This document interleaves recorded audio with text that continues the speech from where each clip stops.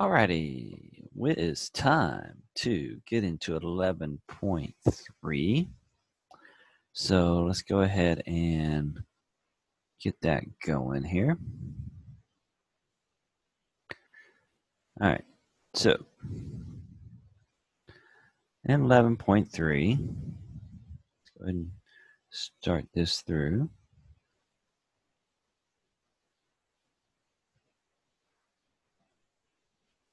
Put this in here so I can, well, let's go over here. We'll do it this way. All right, so 11.3, we have more about angles. So we're going to be talking about different types of angles. These are terminology things again. We're going to talk about vertical angles, supplementary angles, complementary angles, things that happen when we have parallel lines, and what type of angles we're going to have from that, and then interior and exterior angles of a polygon. All right, so vertical angle. So vertical angles are angles created by two intersecting lines or multiple intersecting lines, are a pair of angles whose sides and two pairs of opposite rays. All right, so in general, they look like this. All right, so we have two intersecting lines, M and L. Okay, so what we know is that angles 1 and 3 are vertical. That's this angle and this angle. Okay, so those are what we call vertical angles. They are on opposite sides, opposite of that common vertex. Okay, we also have angle 2, and I'm going to do it with 2 marks. That's one way of doing it. Okay, these two angles are vertical. Okay, now, so we're going to have two pairs of vertical angles. Okay, so the other thing we know about vertical angles, is that vertical angles are congruent. Okay, now what does that mean? That means they're going to be the same measurement. Okay, now the way we can mark it, we'll mark it this way. We use congruent marks a lot of times. So these two angles, we said were vertical. They are congruent. They have the same degrees. Okay, 2 and 4 are the same. And so we would say that they are congruent. We give it 2 marks. That's a couple of different ways you can mark them that way. All right. So that's vertical angles. Supplementary angles. Two angles are supplementary if they add up to 180 degrees. Now, they can either be connected like these two, add up to 180, make what we call a linear pair, or they can be separate. Here's a 140 degree angle and here's a 40 degree angle. That makes the two of them together supplementary. Okay, this is the algebra way of saying it. If this angle, the small angle here is x, that means the big angle would be whatever 180 minus x is. Okay, then we have what are complementary angles. Complementary angles are ones that add up to 90 degrees or make a right angle if they're together. 70 and 20 make 90, 60 and 30 make 90. If I have one angle is x, the other angle is 90 minus x. So we also have what's known as a transversal. Okay, so a transversal,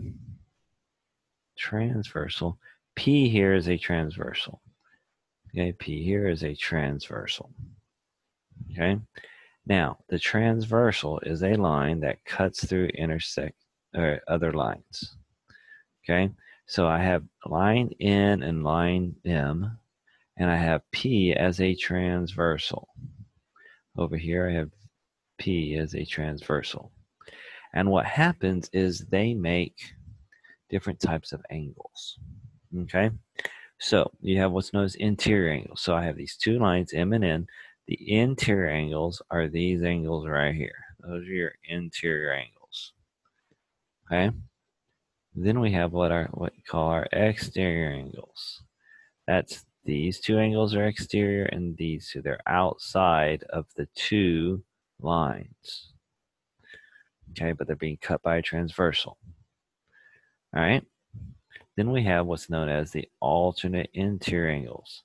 An alternate interior angle is two interior angles on opposite sides of the transversal. So 4 and 6 are alternate interiors. 5 and 2 are alternate interiors. They must be interior and they're opposite sides of the transversal, but they go opposite directions. Okay? All right.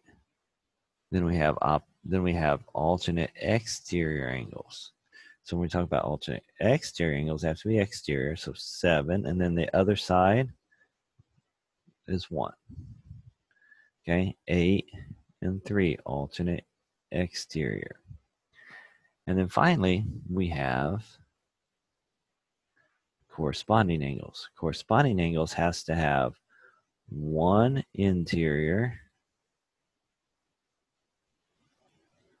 and 1 exterior.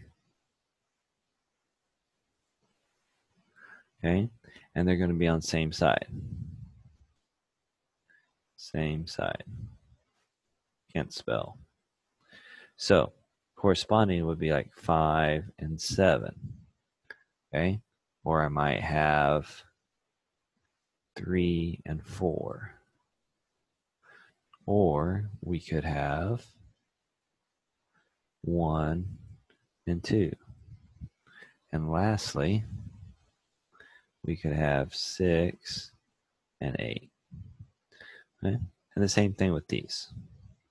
Okay, now the interesting thing is if these are parallel. Okay, so let's go on to, it says angles and parallel properties. If any two distinct lines are cut by a transversal, then their pair of corresponding angles, alternate interior angles and alternate exterior angles, are congruent if the lines are parallel. Okay, so I'm going to go backwards. So let's look here. Okay, so we have this. Let's say N is parallel to M. Okay, now when you have M, the two lines are parallel, so we're not talking about this anymore. We're talking about these over here, right side. Interior angles, exterior angles are the same, but the alternate exterior angles, okay, wait, hold on, corresponding angles, excuse me. Corresponding angles are going to be congruent.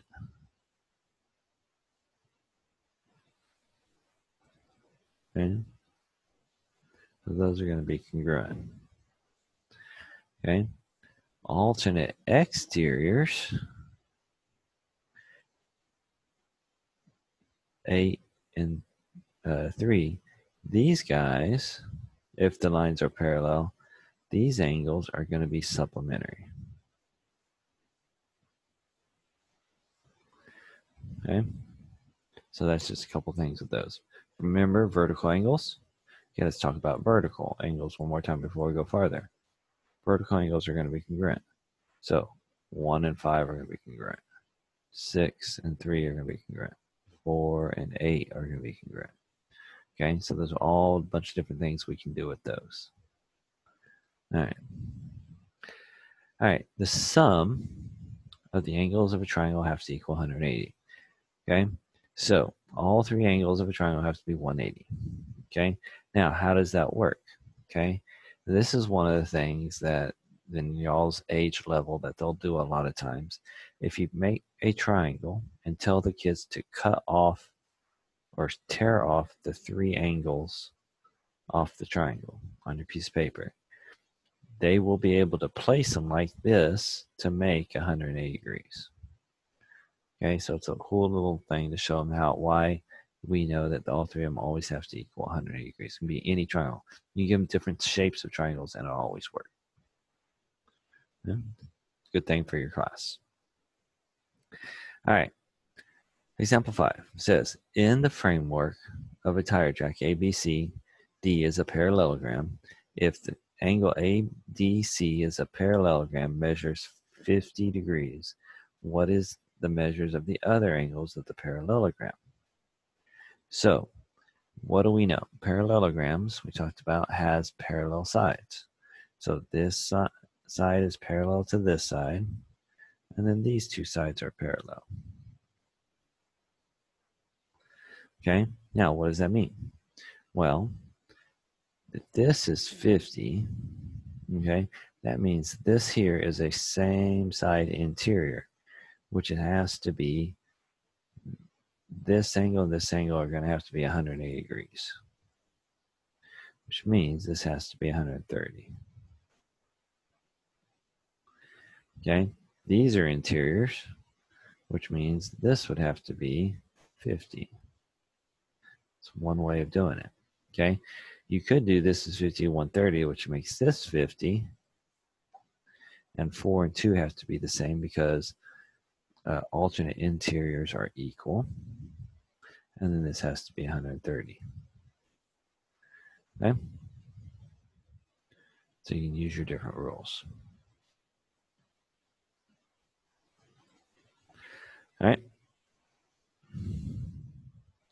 All right, so in figure M, M is parallel to N, and K is a transversal. Explain why 1 and 2 have to be 180 degrees. All right, so the easiest way to explain that is this. All right, you know that 2 and 3 make it what's known as a linear pair. If you put them together, it's 180 degrees, right? So if 2 and 3 have to be 180, and we already know that corresponding are equal, these two are equal, that means 1 and 2 have to also be 180. Okay? Oops. Always return that off. All right? It says because they're parallel, angles 1 and 3 are corresponding, that means 1 and 3 have to be equal. 2 and 3 are supplementary, so 2 and 3 are 180. Okay? Now, your last step is going to be by substituting 1 in for 2, or 1 for 3, that means 1 and 2 have to be 180 degrees. I always use the rule, though, that same side interiors are supplementary. All right, the sum of the measures of the interior angles of convex parallelogram. Okay, so now we're going to talk about polygons, convex polygons. Okay, remember that was like this. Right, that's a convex polygon. The sum of the measures of the interior angles of a polygon is n sides is n minus 2 times 180. Okay, which means this: if I take all the angles, add them up, it's going to fall under this. So if I give you a pentagon has 5 sides. Okay, 5 minus 2 is 3.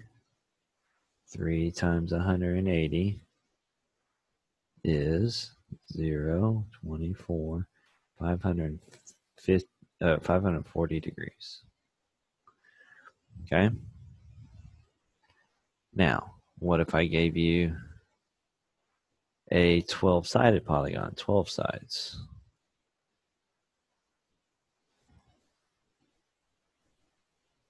That's going to be 12 minus 2.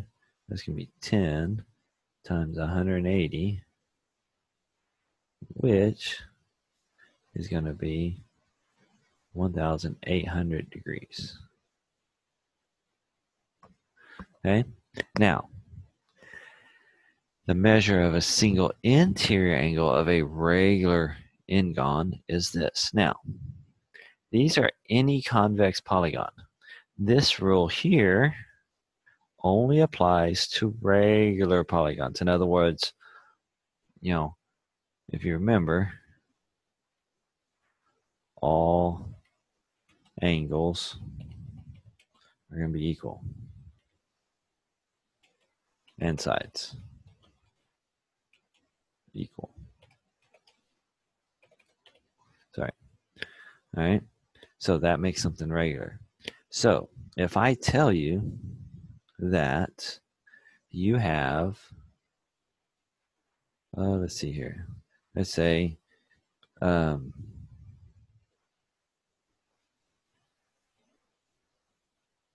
are 12 sides. Okay. then what's going to happen? All right, so let's look at this. All right, so it's going to be 10 times 180. So I'm going to have this 180. All right, so we're going to take this 1800. We're going to divide it by 12. Okay, and 1800 divided by the 12, where's my calculator, is going to be,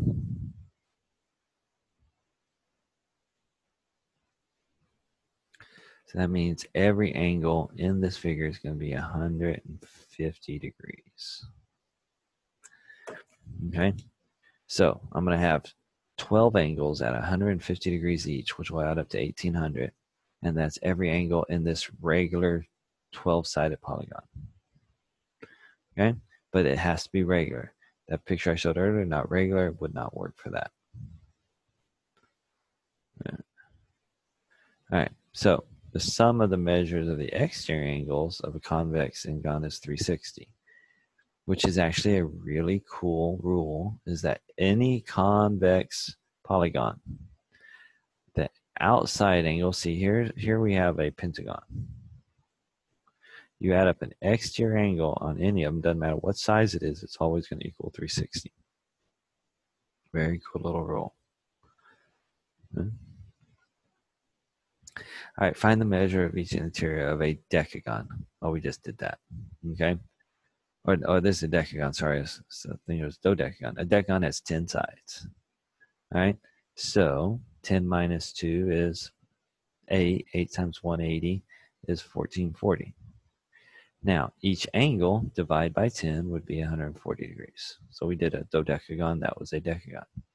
Find the number of sides of a regular polygon, each whose interior angles has a measure of 175. All right, so here we have a regular polygon, which means all the angles, okay, is going to be 175 degrees. Okay, so we know the one interior angle. So it says since each interior angle measures 175 degrees, each exterior angle is 5 degrees. So if I know one angle is 5 degrees, then I can divide that into the all exteriors of 360, okay, which means that has to have 72 sides or angles, okay? So that is your way that you can find that, okay? That's the easiest way. All right, so that ends this section of chapter 11. Again, like we say all the times, I hope this helps.